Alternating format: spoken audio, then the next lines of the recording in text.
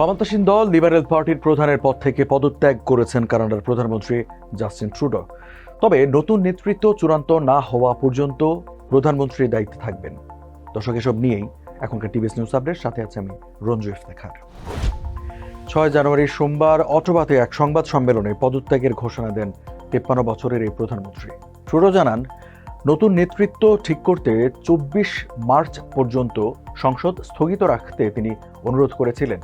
সেই অনুরোধ governor general রেখেছেন। এ সময় কানাডার নির্বাচন প্রক্রিয়া নিয়ে নিজের আক্ষেপের কথাও জানান তিনি। ট্রুডো বলেন, যদি আমার একটি অনুশোচনা থাকে, যখন নির্বাচনের দিকে আমরা এগিয়ে যাচ্ছি, অনেক অনুশোচনার কথাই মনে পড়ছে। আমরা যেভাবে সরকার নির্বাচিত করি সেটি যদি পরিবর্তন করা যায়, মানুষ যেন খুব সাধারণভাবে ব্যালটের মাধ্যমে তাদের দ্বিতীয় ও তৃতীয় পছন্দের কথা জানাতে পারে।